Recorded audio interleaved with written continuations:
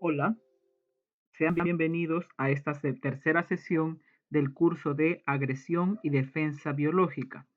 En esta ocasión, continuando con el estudio de las bacterias, vamos a revisar conceptos ligados a la fisiología bacteriana.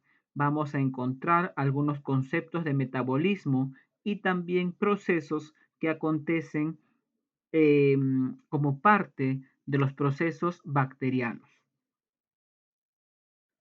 Como cada clase, se les invita a que luego de ver este video y comprender los conceptos teóricos, podamos reforzar mediante este caso publicado en su aula virtual semana 3, el cual se titula ¿Por qué la sepsis por estafilococo causa insuficiencia orgánica? Aquí hay que comprender que la sepsis implica una infección, en este caso de origen bacteriana, la cual tiene un punto de origen en alguna localización corporal, pero esta se disemina, se extiende a diversos órganos y que en la gran mayoría de casos causa la muerte del paciente o del individuo, ¿no? Pero, ¿qué hay detrás de una sepsis? Detrás de una sepsis, evidentemente, hay una infección bacteriana, hay también una generación de toxinas. En este caso, se ha descubierto la presencia de una toxina llamada alfa-toxina.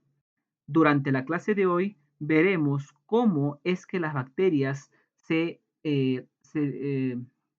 dividen y también generan toxinas, lo cual está ligado a esta investigación.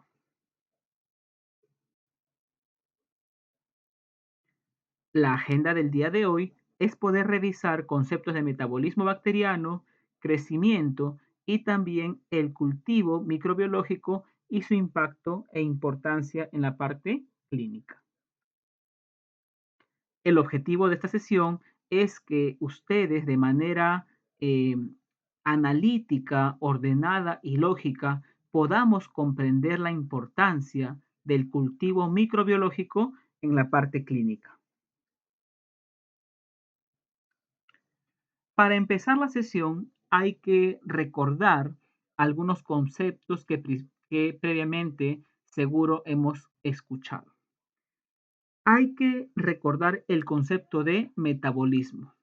Las bacterias son seres vivos y como seres vivos tienen una característica importante que es el metabolismo. El metabolismo no implica más que reacciones químicas que acontecen al interior de la célula y este metabolismo permite que la célula pueda intercambiar materia y energía con su medio externo. ¿Ok? Podemos aquí entonces encontrar una función de relación a nivel químico, ¿no?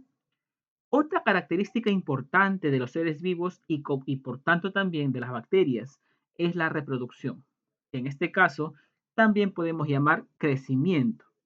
¿Qué implica la reproducción o crecimiento a nivel bacteriano? Que las células van a aumentar en número, en cantidad, ¿no? Entonces, esta reproducción, esta división va a generar un aumento en el número poblacional. Cuando hablamos de metabolismo, este puede ocurrir en dos condiciones, las cuales dependen de en qué lugar se encuentran estas bacterias.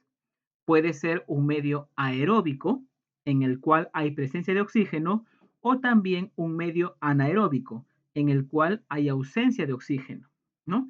Estas condiciones de presencia o ausencia del oxígeno van a determinar el tipo de metabolismo de estas bacterias y por tanto también los productos químicos que se van a ir generando en el camino. Cuando hablamos del metabolismo, podemos encontrar dos grandes vías metabólicas, el anabolismo y el catabolismo, las cuales son opuestas y complementarias a la vez. ¿Por qué? Porque mientras que el anabolismo implica reacciones de síntesis, de producción de moléculas en la célula, el catabolismo es lo contrario. En el catabolismo vamos a degradar moléculas grandes, vamos a realizar unas vías de degradación. Pero ambas son complementarias, ¿por qué? Porque cuando degradamos moléculas por el catabolismo, vamos a obtener pequeñas piezas, unidades o monómeros, las cuales servirán para las vías anabólicas, por ejemplo. Algo, una pieza importante cuando se habla del metabolismo es considerar la función trascendental que cumplen las enzimas. Las enzimas, recordemos, son proteínas. Son un tipo de proteínas que participan en la catálisis. De hecho, permiten que acontezcan y también que sean más eficientes algunas reacciones químicas, ¿no? Por ejemplo, para que una molécula de glucosa ingrese a la vía metabólica de la glucólisis, por ejemplo, implica la participación de enzimas. El metabolismo se mueve en función de enzimas. También facilitan la regulación de estas vías metabólicas. Dicho esto, vamos a ir en el camino recordando algunos de esos conceptos que son conceptos clave.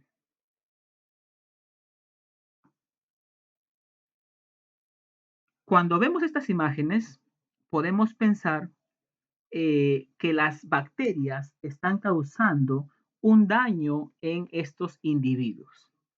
En este caso vemos unos daños que son a nivel superficial en el cuerpo, pero también cuando hay infecciones bacterianas internas, también hay lesiones a nivel tisular en diversos órganos, en el cual la bacteria está localizando y colonizando, ¿no?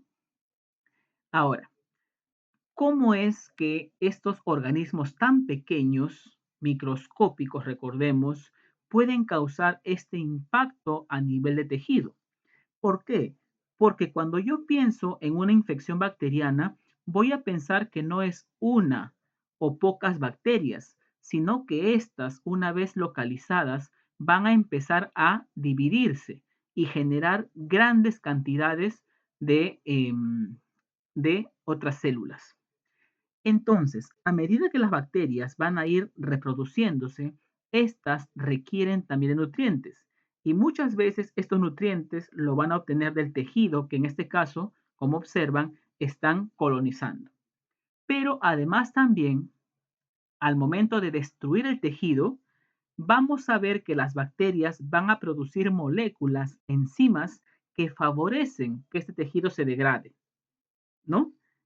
Entonces, vamos a ver en este caso que estas lesiones serían producto del metabolismo, pero también de la reproducción de las bacterias en los tejidos.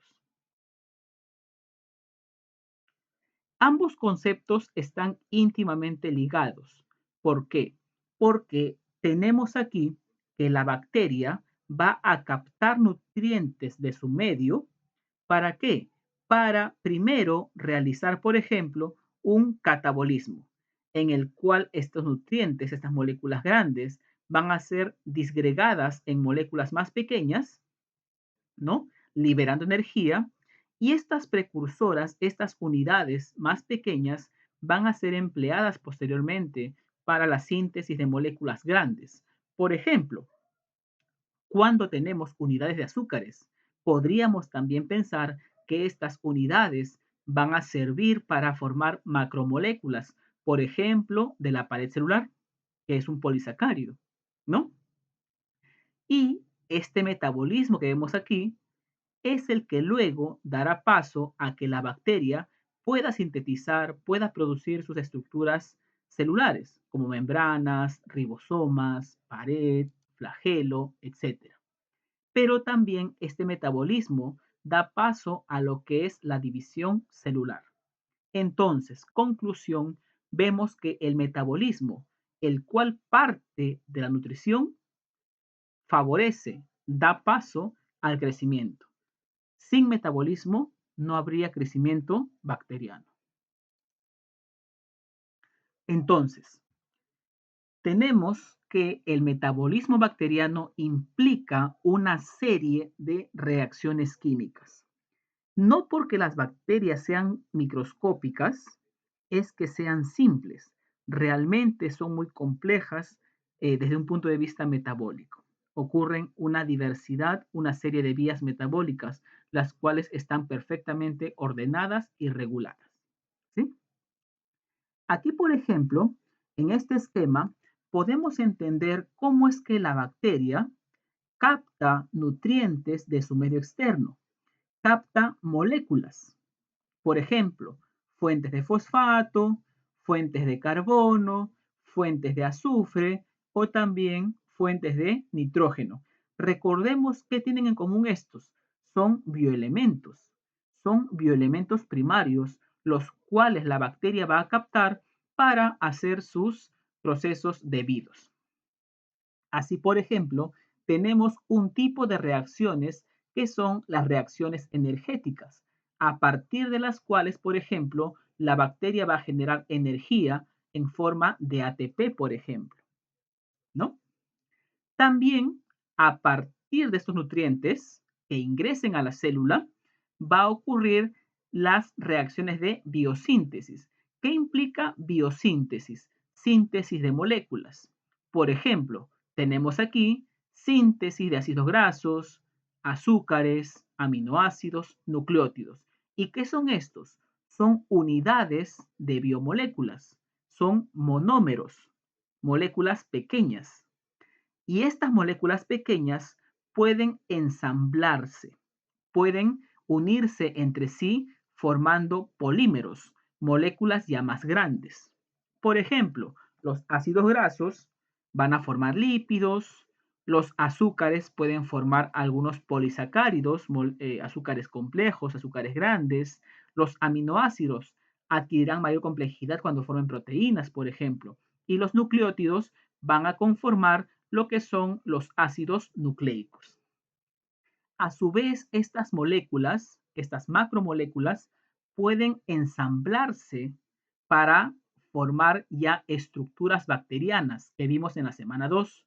Por ejemplo, la pared celular de origen de carbohidratos, de peptidoglicano, por ejemplo, los flagelos que son de origen proteico, ¿no? El pili, recordemos el pili también es proteína, ¿no? Y el cromosoma, por ejemplo, por otra parte, que tiene un gran constituyente de ADN. ¿Qué vemos entonces? Y podemos concluir que el metabolismo bacteriano se basa en la captación de nutrientes, en la nutrición. Y todo esto funciona en base a enzimas y a moléculas que reaccionan químicamente entre sí. Vamos a ver ahora las reacciones energéticas. Primer tipo de metabolismo que veremos en esta clase. Al leer este término, hablamos de energía. Entonces, lo que va a hacer la bacteria es, partiendo de nutrientes, realizar una serie de reacciones químicas que le permitan adquirir, generar moléculas con potencial energético, ¿no? Clásicamente, podemos empezar esta ruta energética partiendo de la glucólisis. Si recordamos, la glucólisis parte de la molécula de glucosa. Son cerca de 10 eventos bioquímicos mediante los cuales la glucosa va a ser transformada químicamente gracias a enzimas para al final obtener dos moléculas de piruvato, glucólisis. En el camino también hay que recordar que se ganan neto 2 ATPs, ¿no?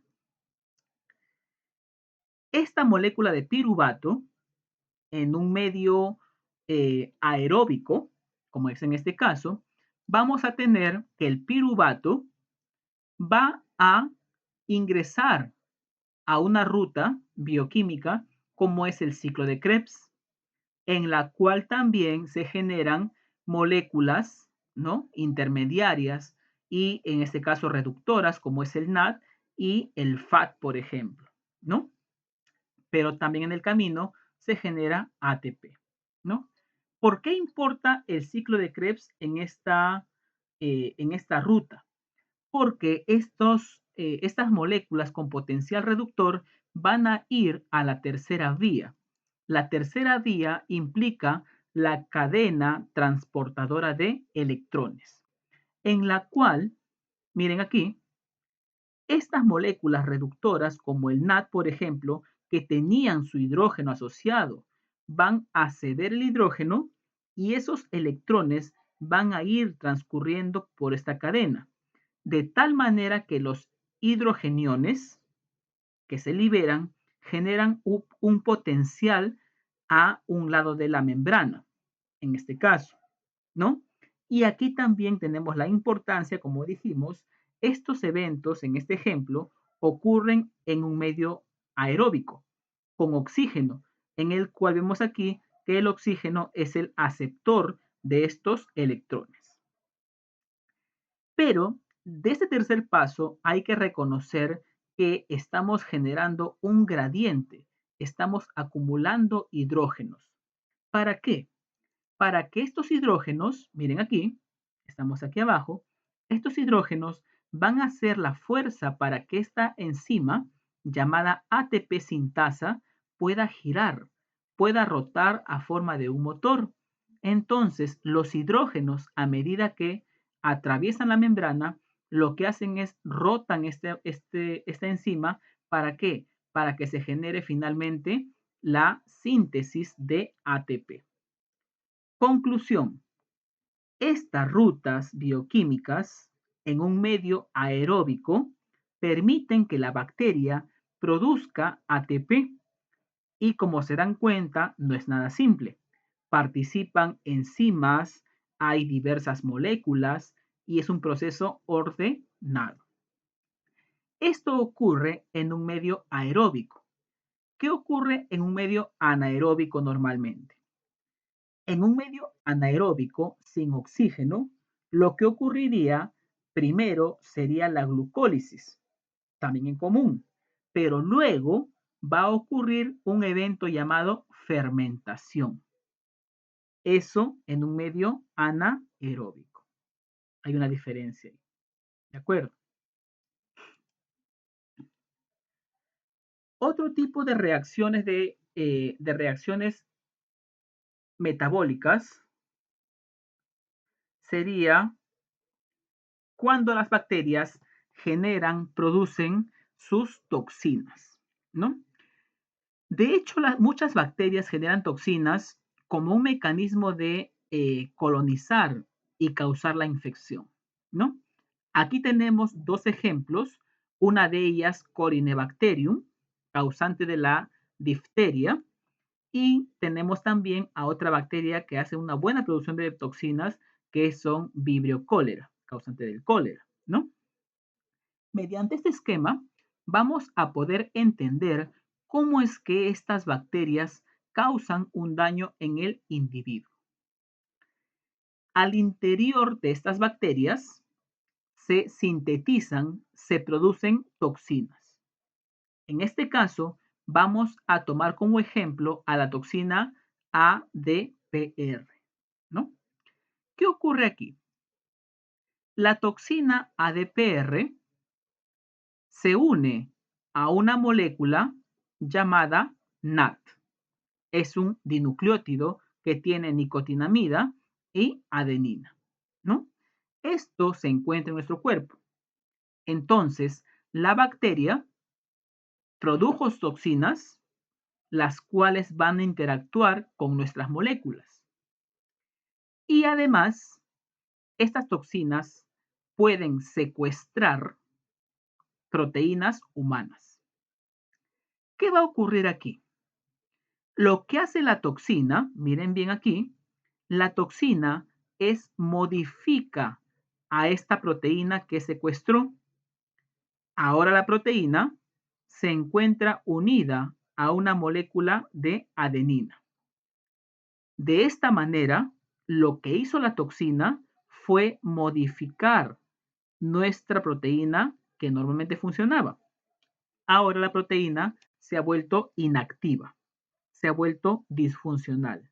De esta manera, entonces, podemos comprender algo simple. las toxinas en nuestro cuerpo alteran nuestro funcionamiento, nuestro metabolismo. Y esto es un paso.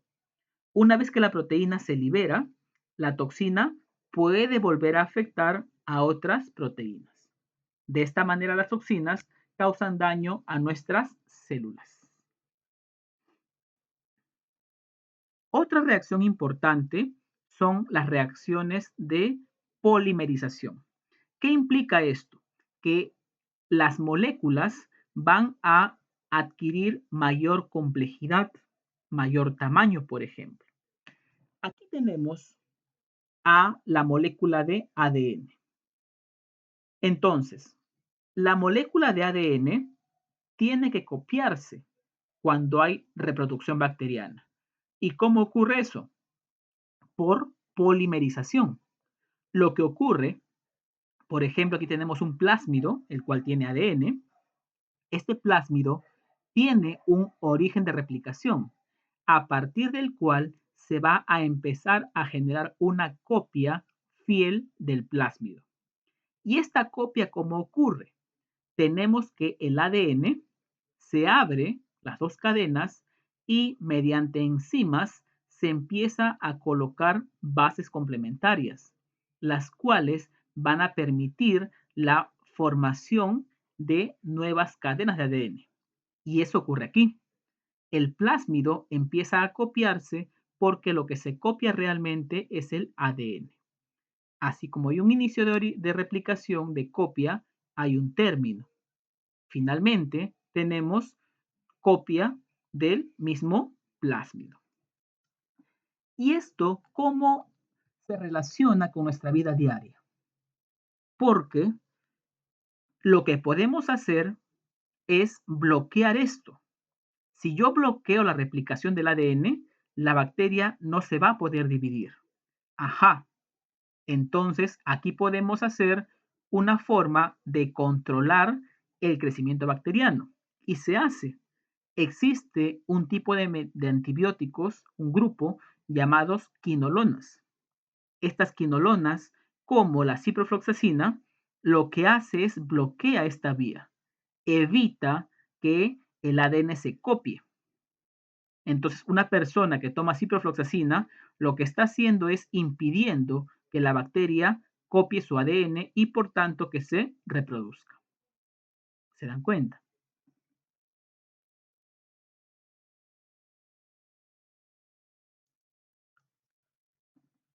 Otras reacciones importantes son las reacciones de ensamblaje. ¿Qué implica ensamblar? Recordemos en la vida diaria. Implica unir partes. Las bacterias tienen que ensamblar sus propias estructuras. A ellas nadie les regala algo ya formado. Nadie les da su pared ya formada, no se les da un flagelo ya formado, no, sino que ellas mismas, a partir de las unidades moleculares, sintetizan, ensamblan sus estructuras. Por ejemplo, la pared, recordemos, la pared está compuesta de peptidoglicano. Imaginemos la pared como una pared de ladrillos. Es compleja. Y aquí los ladrillos, las unidades, serían estas moléculas llamadas G y M. De manera simple, ¿qué significa G y M? Son estas moléculas, serían las unidades, en la cual tenemos a la N-acetilglucosamina y M sería el N-acetilmurámico. Así como en una casa, para construir una pared hay que unir ladrillos, de manera similar, cuando la bacteria produce su pared, lo que hace es unir, miren aquí, unir estas unidades, las ensambla, ¿de acuerdo? Y aquí, desde el interior de la célula bacteriana, es que esta bacteria saca hacia afuera de ellas las unidades para poder ensamblarlas. Qué interesante. La bacteria genera, ensambla su propia pared a partir de unidades. Otra aplicación clínica. ¿Cómo es que Cuando una persona tiene una infección moderada, le administran penicilina, por ejemplo, y esto controla la infección. Precisamente la penicilina tiene que ver con este proceso. ¿Por qué? Porque la penicilina bloquea, evita la formación de la pared. Prácticamente destruye la pared. Entonces, la bacteria se queda sin pared, se queda sin protección y puede reventar o lisarse. Entonces, quiero que quede claro que lo que aprendemos en el curso tiene una utilidad clínica. Esta base teórica nos permite comprender muchos fenómenos que ocurren en la práctica clínica, en la práctica médica.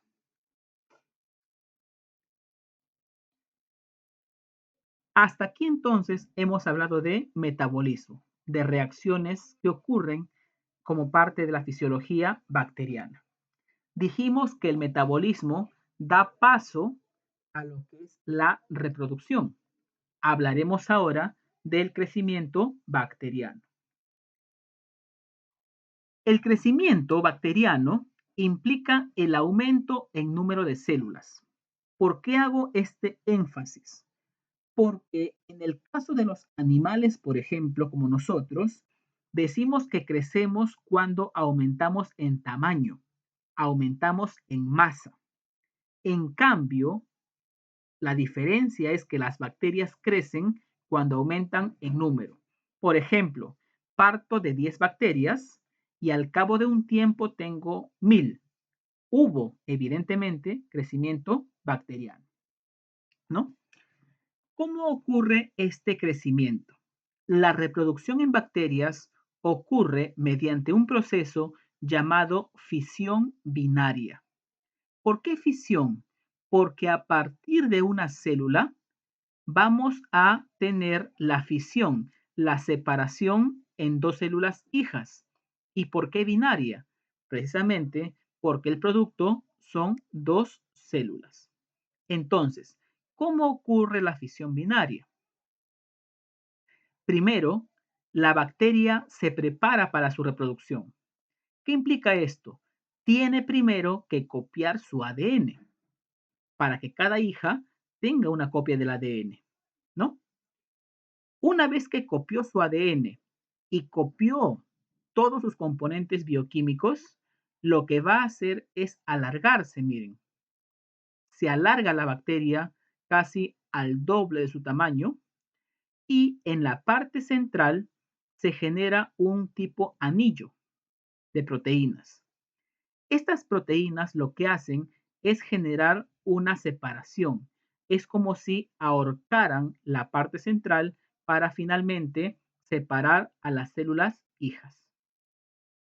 En este caso, estamos viendo que ha ocurrido una división o una generación. ¿Por qué? Porque de una célula obtuve dos células y pueden ver aquí también en un tiempo determinado. En este ejemplo, a esta bacteria le tomó 80 minutos dar paso a una nueva generación. Este tiempo es variable, depende principalmente de dos cosas. El tipo bacteriano, cada bacteria tiene un tiempo de generación y también depende del medio en el cual se encuentran. Si es un medio rico en nutrientes, quizás lo haga más rápido que si está en un medio pobre u hostil.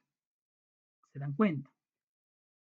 Entonces, el tiempo que toma esta división, vamos a llamarle tiempo de generación. Ahora, algo importante es que el crecimiento en las bacterias, en un grupo de bacterias, ojo, es un crecimiento de tipo exponencial. ¿Por qué se llama así? Por su base matemática. Miren, aquí vamos a trabajar con una fórmula. Esta fórmula me permite predecir, anticiparme matemáticamente, ojo, no es perfecta, me permite anticiparme al número de bacterias que habría después de un tiempo determinado de divisiones. ¿Cómo entiendo esto? El número de células final es igual al número inicial de bacterias multiplicada por 2 elevado a un exponente n. ¿Y qué es n? N minúscula es el número de divisiones que ocurrió en un tiempo determinado. Aquí abajo pueden encontrar ejemplos. Por ejemplo, imaginen que partimos de una célula. ¿Cuántas bacterias habrán después de 3 divisiones? Ajá, reemplazo. Sería n es igual, inicialmente solo había una, pongo aquí 1, por 2, como me dice que hubo 3 divisiones, sería 2 al cubo. 1 por 2 al cubo sería 8. Conclusión, después de 3 divisiones, partiendo de una bacteria, voy a tener 8 células. Crecimiento exponencial. ¿Por qué decimos crecimiento exponencial? Porque miren, una bacteria da paso a 2, 2 a 4, 4 a 8, 8 a 16 y así respectivamente. En este video pueden ver la manera rápida en la cual se dispara el crecimiento bacteriano. Recuerden, crecimiento exponencial. Para practicar, aquí tenemos un ejercicio, el cual vamos a resolver en la clase práctica, en nuestra videoconferencia. Pero igual les invito a que desde ya puedan ir analizando, aplicando la fórmula que vimos en la diapositiva anterior. Idealmente, las bacterias siguen una curva de crecimiento y esta curva está compuesta por 4 grandes fases. En este esquema vamos a reconocer en el eje X un tiempo de crecimiento y en el eje Y la cantidad de bacterias. En este caso tenemos aquí en base de logaritmo de 10 por mililitro. En términos simples, tenemos en el eje Y la cantidad de células bacterianas. Entonces, analicemos la curva. ¿Qué significa latencia? La latencia implica la primera fase de esta curva. En la latencia pueden ver que el número de bacterias se mantiene constante en un tiempo determinado. Por ejemplo, en este caso, tenemos aquí 10 bacterias durante 4 horas. ¿Por qué no aumenta el número en esta primera fase? Porque estas bacterias lo que van a hacer es acostumbrarse o adaptarse a este nuevo medio. Por ejemplo, cuando una persona se infecta con una bacteria, esta bacteria recién llega a un espacio desconocido y lo que tiene que hacer es reconocer el medio y prepararse para recién luego dividirse. Entonces, la latencia implica una fase de adaptación, sin división. Pero luego de las 4 horas, yo veo aquí en la curva, ojo, el tiempo referencial es un ejemplo, luego de las 4 horas, veo que la cantidad de 10 bacterias se eleva hasta 90, por ejemplo. O sea, es un crecimiento realmente abrupto. ¿En cuánto tiempo? De 4 más o menos 10 horas. En 10 horas, esta bacteria ha crecido, ha aumentado en número en una gran proporción. Recordemos que el crecimiento es exponencial. En esta segunda etapa de la curva, tenemos que la bacteria está en su full división. Está que se reproduce y se reproduce de manera constante. Pero ¿qué pasa? Pasa un momento que el espacio queda chico, se agota, o también los recursos que tienen las bacterias se van a agotar, porque recordemos que a más bacterias van a requerirse más nutrientes. Entonces, los nutrientes en ese espacio van a escasear. Y por tanto, nuevamente tenemos aquí que el crecimiento se detiene. ¿Por qué? Aquí se habla de un crecimiento críptico. ¿Qué significa? Que a la par que hay división, aumento de células, también hay muerte. Entonces, ambas tasas se compensan de alguna manera. ¿Ok? Después de esa tercera fase, llegamos a la fase final, en la cual como ya no hay más recursos, ya no hay más espacio, empiezan a morir las células. Normalmente, esta muerte implica una lisis, una ruptura de las bacterias. Conclusión. Estas 4 etapas conformarían lo que son la curva de crecimiento. ¿De acuerdo? Ahí está la explicación. Ahora, ¿cómo esto que aprendimos hasta ahora se usa o se aplica en la parte clínica? Para esto, solamente para recordar que las bacterias hacen una nutrición. Las bacterias captan nutrientes de su medio para poder hacer su metabolismo y con el metabolismo también puedan reproducirse. Entonces, la célula bacteriana, así como nosotros, también requiere bioelementos primarios y también secundarios y oligoelementos, elementos traza. Aquí, por ejemplo, encontramos también que estos bioelementos conforman lo que son las biomoléculas en una bacteria, ¿no? Una bacteria, miren aquí, en peso es mayor proporción de proteínas.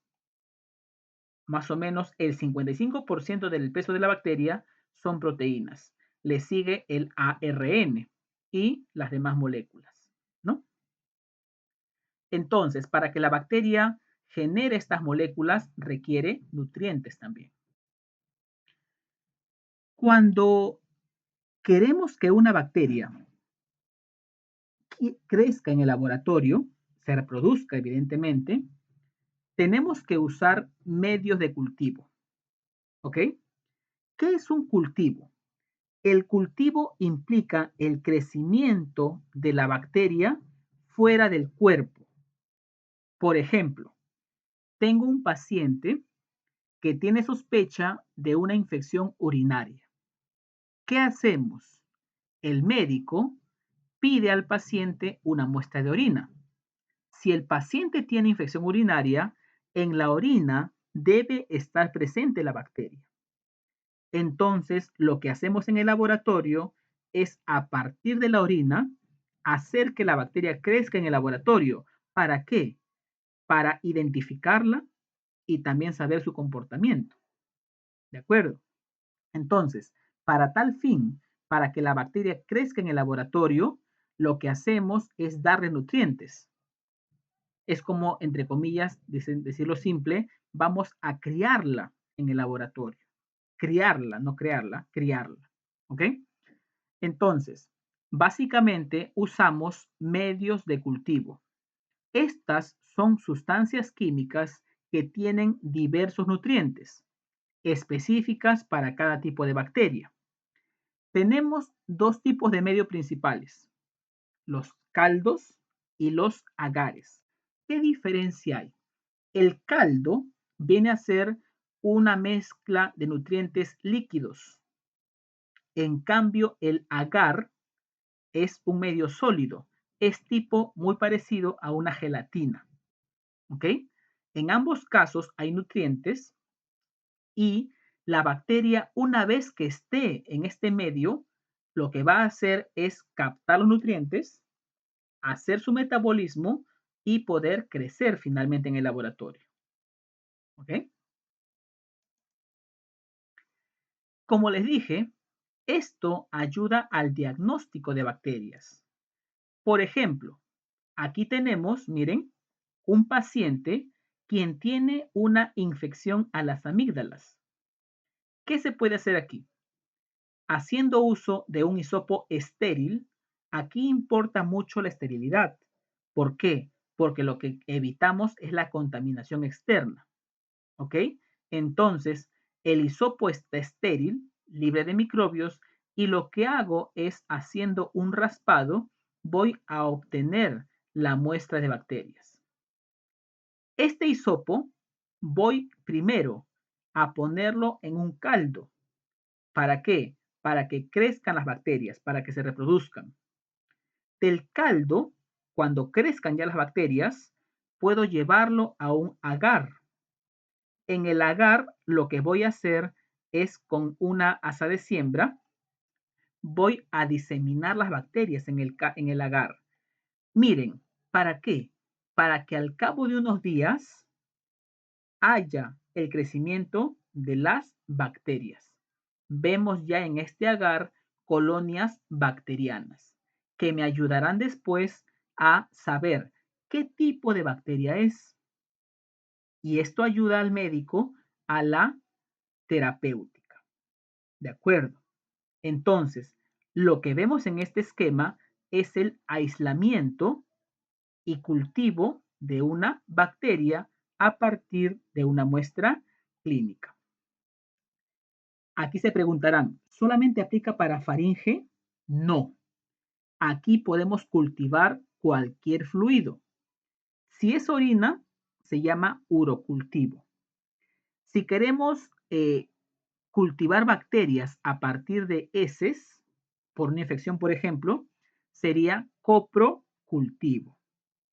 Por ejemplo, si tenemos una infección a nivel de la piel, también podemos obtener una muestra de piel o de secreción y también se cultiva. Entonces, cultivo bacteriano se puede hacer de diversas muestras biológicas, incluso sangre también. En sangre se llama hemocultivo. Entonces, aquí les muestro un cuadrito en el cual pueden ver diversos tipos de muestra, ¿no? Como les comenté, puede ser garganta, esputo, sangre, heces. Una vez que en el laboratorio recibimos la muestra, lo que hacemos es colocarlo en un medio de cultivo. Y pueden ver aquí que para cada tipo de muestra hay un medio de cultivo ideal. Por ejemplo, por ejemplo, si yo tengo una muestra de orina, lo que puedo hacer con la orina es colocarlo en un agar sangre o también en un agar McConkey. Ojo, estos medios son algunos ejemplos. Realmente, cuando hacemos microbiología, tenemos una larga lista de medios de cultivo para diferentes microbios. Entonces, esto es como tener un menú para los diversos tipos de microbios que tenemos, en este caso bacterias. Hasta aquí, lo que hacemos es que la bacteria crezca en el laboratorio. Pero esto no basta. Tenemos que saber qué bacteria es, qué tipo de bacteria es.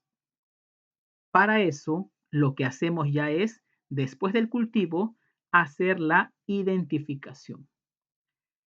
Para identificar bacterias, una técnica, la más usada y tradicional, son pruebas bioquímicas. ¿Qué significa esto? Que a esta bacteria la voy a poner en diferentes medios con azúcares, con proteínas, con diversas moléculas. ¿Para qué?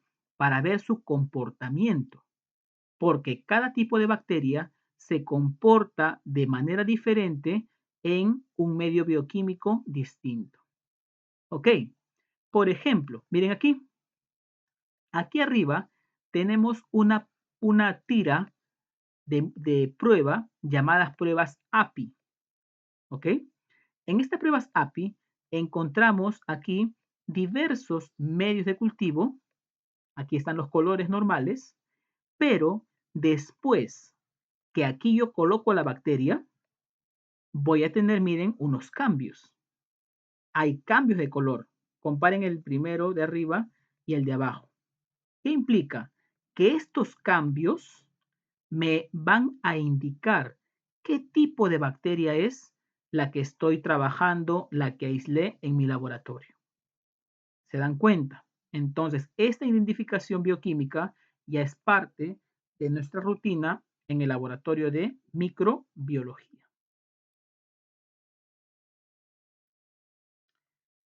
En la parte práctica de la clase, les voy a enseñar de manera virtual cómo es que se hace la siembra de bacterias. Muchas gracias.